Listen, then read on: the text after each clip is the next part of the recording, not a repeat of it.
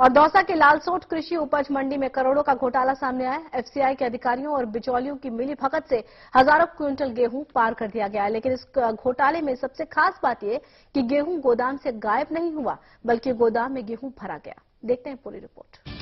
लालसोट में गेहूं घोटाला, किसानों के हक पर डाका, अधिकारियों की मिलीभगत से बिचौलियों ने काटी चांदी।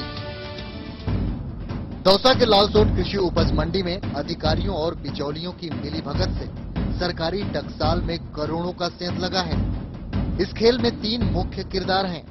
नंबर 1 मंडी सचिव, नंबर 2 एफसीआई के मैनेजर, नंबर 3 गोदाम का क्लर्क।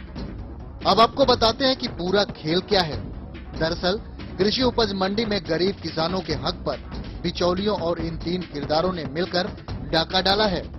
राज्य सरकार किसानों को लाभ पहुंचाने के लिए समर्थन मूल्य पर गेहूं की खरीद करती है, लेकिन लालसोट में 50 से अधिक व्यापारियों ने जिले के बाहर से 1000 और 1100 रुपए प्रति क्विंटल के भाव से गेहूं खरीदकर लालसोट मंडी में 1385 रुपए के भाव से बेचकर मोटा मुनाफा कमाते थे। लालसोट मंडी में जो एफसीआई द्वारा गेहूं खरीदा गया था, उसमें जो घपला हुआ है उसकी तफ्तीश की जा रही थी। उसमें 3 व्यक्ति गिरफ्तार किए गए हैं, जिनमें एक तो क्वालिटी इंस्पेक्टर है रामखिलाड़ी मीणा, दूसरा कृषि मंडी का सेक्रेटरी है रमेश शर्मा, और तीसरा कृषि मंडी का जो चेक पोस्ट होती है उस पर कार्यरत बाबू है जयप्रकाश बेरो। खाद्य और सहकारिता मंत्री का क्षेत्र, मंत्री जी पर लगे आरोप, घोटाले में मिलीभगत का आरोप।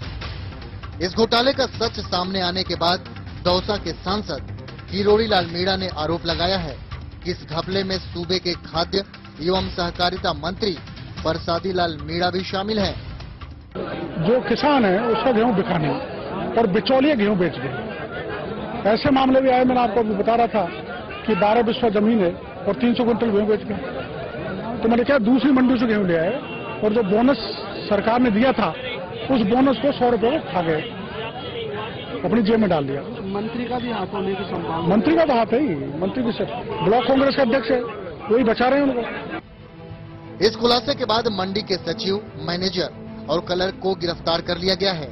हालांकि अपने ऊपर लगे इन आरोपों से खुद को निर्दोष साबित करने में लग गए हैं। नहीं, घोटाला नहीं, कोई घोटाला नहीं हुआ। एफसीआई ने तो पेमेंट दिया किसानों को, क्रॉस चेक से पेमेंट दिया, घोटाला कोई हुआ नहीं। और हमारे ऊपर जो आरोप लगाए हैं वो बेबुनियाद है, उनका हम आगे जो है पूर्णतः जो है पेश करेंगे, प्रूफ पेश करेंगे, रिपोर्ट पेश करेंगे। इस खुलासे के बाद दौसा जिले में हड़कंप मचा हुआ है। इलाके के सांसद ने एफसीआई के अधिकारियों और सूबे के मंत्री के खिलाफ मोर्चा खोल दिया है। इनकी मांग है कि अगर जांच सही से की जाए तो इस खेल में कई और सफेद पोश बेनकाब होंगे। कमलेश कुमार, सहारा न्यूज ब्यूरो, दौसा।